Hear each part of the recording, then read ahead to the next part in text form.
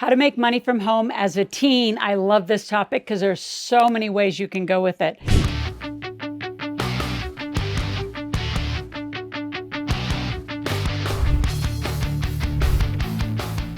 The three things I'm going to talk about specifically is how a teen can make money and never be paid an allowance. Number two, how do you create a 21st century lemonade stand, online or offline? Either way, in a combination is the most money. And then number three, what are the mistakes that teenagers are making? And I want to teach you a little bit about forecasting, which is how to spend their money once they make the money. So let's begin with the first one. Why not pay a traditional allowance? A traditional allowance is just a lump sum of money. It's like making them employee conscious and like their whole energy is about, what am I going to make per month? I'm going to get paid every 2 weeks. In your case, you might be paying allowance once a week for what? What's the tasks? Or as you teach them to be an entrepreneur, we call it KPIs, key performance indicators. What do they need to be doing? So I want you to design a task list, and I want your kids to go out and negotiate for what each task is worth. So not all tasks are created equal. So maybe they do a task in the kitchen that's different than cleaning the garage or doing something outside in the yard that they might be doing. Like right now, it's fall season. I mean, lots and lots of harvests are going on. So are you going to pay them to actually, I know tons of people in our area that are, picking fruit off tons of our farmers' trees and taking them down to the Saturday and Sunday farmers markets. And the kids are doing that. All you have to do is drive them. They do all the work. So what can you do to have your teen make money? So I would encourage you to start, just ask them questions. Like, what are they interested in and what can they do? And start designing that task list and start negotiating a different amount per task, because not all of them, again, are created equal. Now, teenagers can babysit. If you call it nannying, you're going to make more money. They can do some tutoring, which is supporting other kids through their classes. If they're good at sports, they can do some sports training. I have a lot of teenage kids who are doing speed training. They're actually better at strength training. There's just, what can your kids do? What do they like? Are they very technical? So could they do some technical jobs? Could they get their own video, YouTube channel up? Could they get,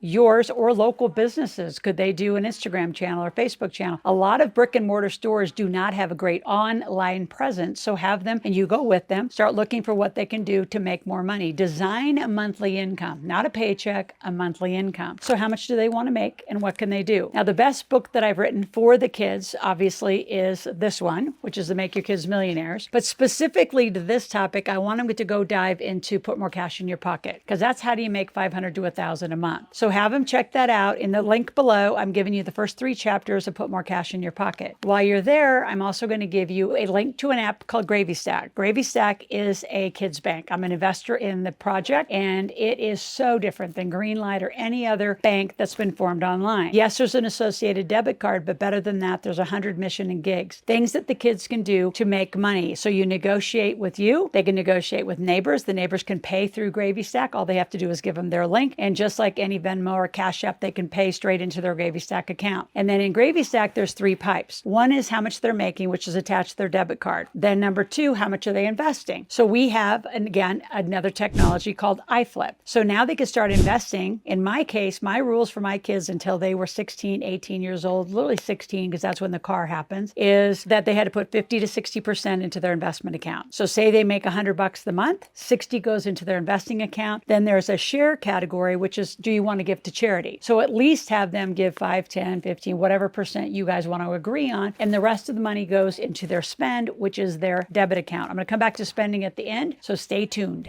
So what can you do to make money? A lot of tasks. There are so many things. So just get out online, see what other kids are doing. And if they're really excited about iFlip, iFlip does have a very amazing affiliate program. So the kids could make money sharing the iFlip app and getting the other families to buy it. You say, but it's free. It's free in the beginning. Once you get a certain amount of money, then it becomes a very small monthly fee, because now you're investing like for real into the stock market. So again, and Put More Cash in Your Pocket, I talk about a 21st century lemonade stand. So what's that version for you and your family? Now, I know in our neighborhood, there's still, like I said, a lot of fruit stands. There are actually lemonade stands. There are kids doing all sorts of cool activities. They're doing car washes. All those kind of traditional things that used to be done can still and will be done. Now, if you just go from a basic car wash to car detailing, you know what car detailers make if it's a really high-end car? They make between $200 to $300 a car. So if your kid gets really good at the interior of a car, why aren't they doing that? They could charge 50 to 100 bucks and actually beat the car detailing place. They just have to come up with the quality. Remember, you have cost of goods in some of these projects. So if you're going to front the money, make sure that you take it back on cost of goods. And it's a great time, I think, to introduce credit cards to teens because you could use the credit card. It's documented. That's the money that they spent to buy whatever supplies they need. Whatever money they make, they have to pay the card back. Then they get what's left, which is their margin. So start teaching kids about that. Now, you parents out there, if you actually don't know half of the things that I just said, stay tuned, stay on my channel. And another thing I'm going to invite you and your family to do is binge, meaning binge watch here. I mean, Netflix has got to be boring. I mean, everybody's on strike right now. There's nothing new really coming out.